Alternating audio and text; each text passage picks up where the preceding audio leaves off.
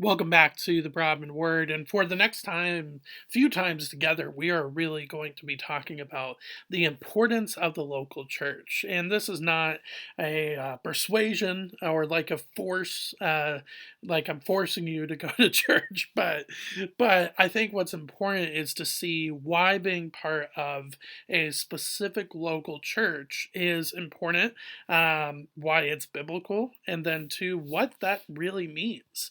And so, with that, we are going to unpack kind of a little bit of all of that. But we're going to start with just what does it mean to be a part of a local church? What does that look like? What is the purpose of that? So, today we are going to start that journey in Acts chapter 2. We are going to be looking at verses 42 through 47. And Acts chapter 2 as a whole is a huge part of church history. Not only is it the day of Pentecost, but you also have this huge sermon by the Apostle Peter.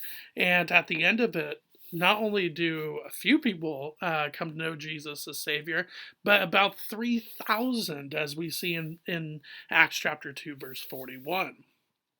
So 42 is basically looking at the aftermath of those 3,000 new believers and what they do.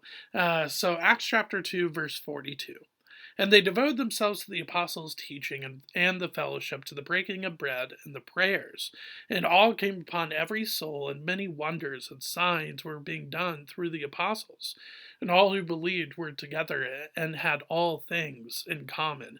And they were selling their possessions and belongings and distributing the proceeds to all as any had need. And day by day, attending the temple together and breaking bread in their homes, they received their food with glad and generous hearts, praising God and having favor with all the people. And the Lord added to their number day by day those who were being saved. So, we are going to be really looking at what is a local church. And the word for that we use for church is a Greek word. It is ekklesia, and the idea, the definition of that is simply put an assembly. It's to assemble together.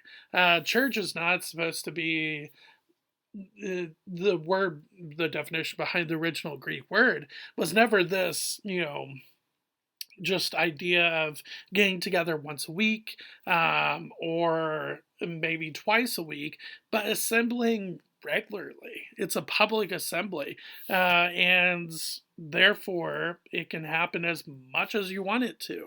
And the apostles in the early church really kind of took that to heart and made it daily. There's a couple places where we see that idea of it being every single day. Verse 42, to the breaking of bread. Verse 46, and day by day, attending the temple together, breaking bread in their homes. And then, of course, verse 47, and the Lord added to their number day by day those who were being saved. The idea in the New Testament church was this: look, we are in a point where we are following after a guy that was executed by the Roman authorities, but was also rejected by our own people. And so we are following after someone who was not well liked, and therefore we may face persecution. And yet, even with that, they do not isolate themselves. It draws them deeper together as believers. And I kind of hope that would help us as well.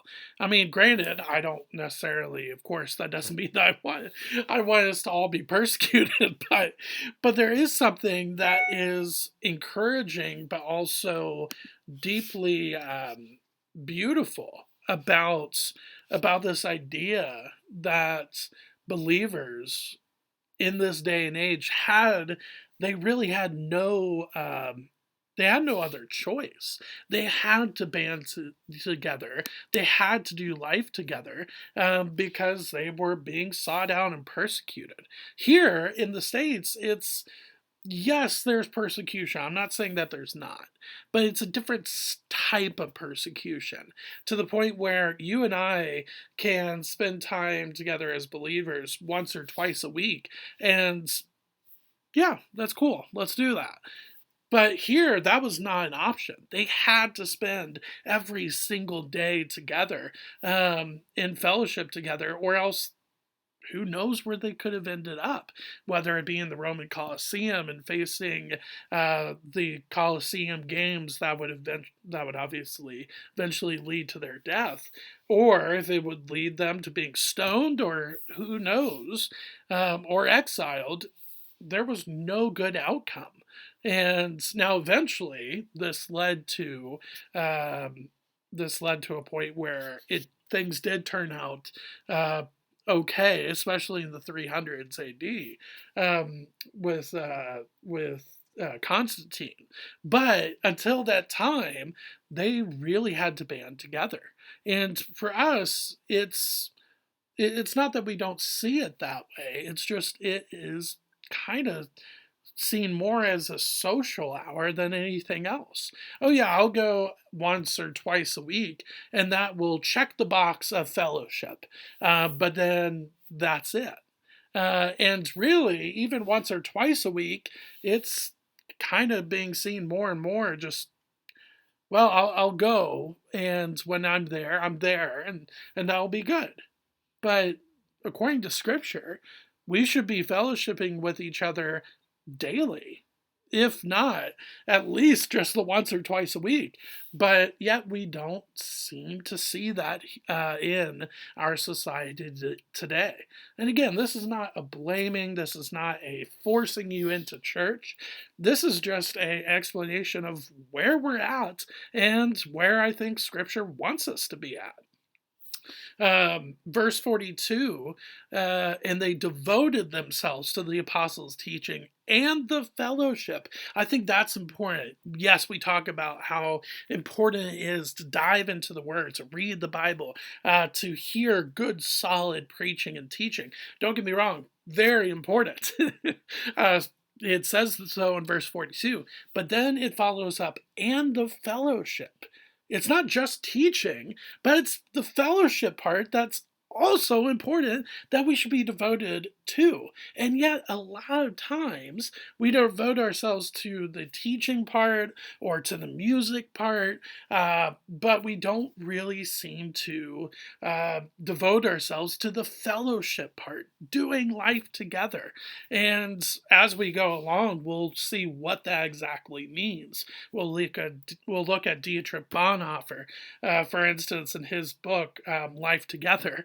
We'll look at T.D. Alexander in his book From Eden to New Jerusalem and see exactly what the fellowship or the assembly of believers was really supposed to be an example of. And so as we go along, we'll look at bits and pieces of that and get this kind of full idea of what the local church is supposed to be, what it's supposed to do, and why it's important.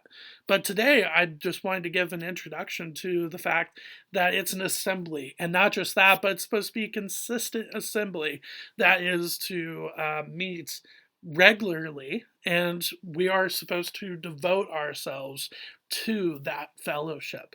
So I hope you enjoy not just the introduction, but where we are going from here when it's talking about the importance of the local church. And I hope that it will encourage you if you need to be convicted about going and being a part of a local church. I hope it does that too.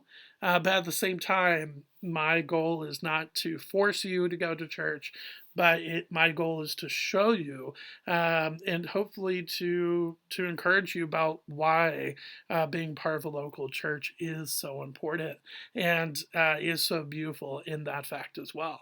So with that, I hope that you enjoy as we look and dive into the importance of the local church here at the Bradman Word. Thanks.